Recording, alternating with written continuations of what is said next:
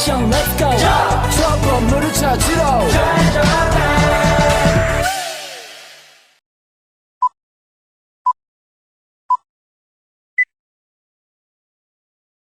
Assalamualaikum warahmatullahi wabarakatuh.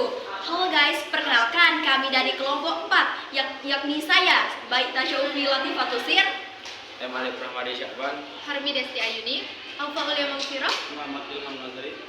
Pada hari ini kami akan melakukan presentasi tentang ilmu sosiologi.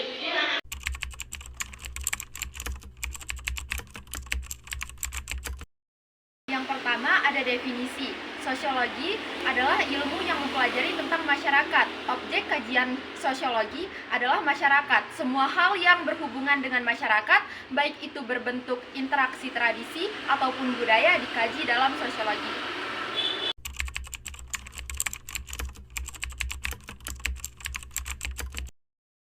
Baiklah, di sini saya akan menjelaskan apa sih itu ciri-ciri dan ilmu sosiologi.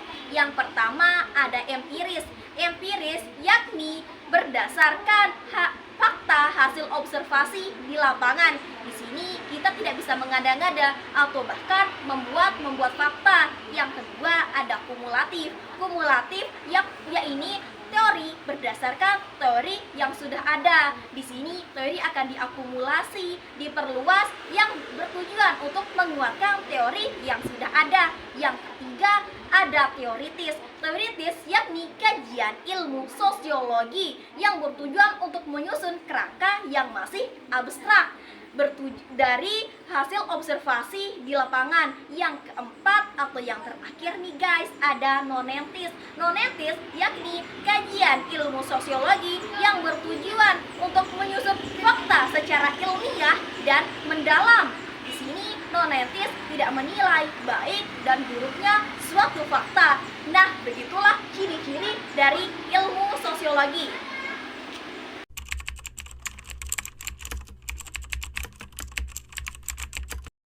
Menyampaikan objek kajian dalam ilmu sosiologi.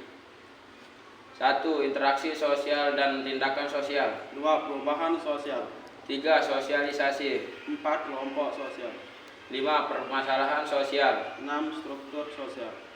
7. Konformitas dan penyimpangan sosial. 8. Nilai dan norma sosial.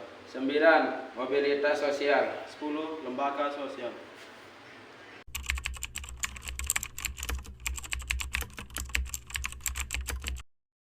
Ilmu sosiologi. Yang pertama, fungsi sosiologi dalam perencanaan sosial. Sosiologi berfungsi untuk menjelaskan perkembangan masyarakat dan kebudayaannya dari zaman tradisional hingga tahap modern. Sosiologi juga berfungsi untuk memahami terjadinya perubahan sosial yang ada dalam masyarakat dan hubungan antar anggota masyarakat. Melalui perencanaan sosial, suatu kebijakan pembangunan dapat dilaksanakan secara lebih terarah dan tepat sasaran. Mengapa demikian? Hal ini dikarenakan perencanaan sosial didasarkan pada fakta-fakta yang ada di lapangan. Yang kedua, fungsi sosiologi dalam pemecahan masalah sosial. Fungsi sosiologi dalam pemecahan masalah sosial berfungsi menganalisis dan memberikan informasi terkait dengan faktor penyebab, dampak, dan upaya yang terintegrasi untuk mengatasi masalah sosial yang ada. Informasi ini didapatkan melalui penelitian sosial. Yang ketiga ada fungsi sosiologi dalam pembangunan sosial. Fungsi sosiologi dalam pembangunan sosial ini dibagi menjadi 3 tahap. Yang pertama yaitu tahap perencanaan, yaitu mengidentifikasi berbagai kebutuhan masyarakat. Yang kedua, tahap pelaksanaan, yaitu mengidentifikasi kekuatan perubahan yang ada dalam kehidupan masyarakat.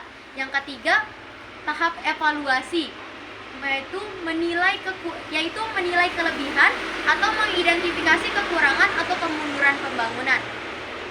Lalu yang terakhir ada fungsi sosiologi dalam penelitian sosial. Dalam penelitian sosial, sosiologi berfungsi untuk memahami pola perilaku masyarakat yang nantinya akan dijadikan sebuah data. Nah, data ini sendiri nantinya akan dijadikan sebagai dasar atau pedoman untuk menentukan upaya pembangunan atau pemecahan masalah sosial.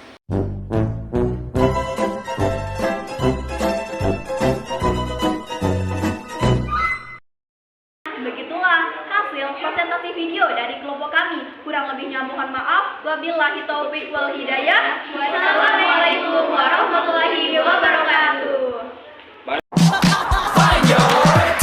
트레저와 함께 달려 Ready for action, let's go 저 건물을 찾으러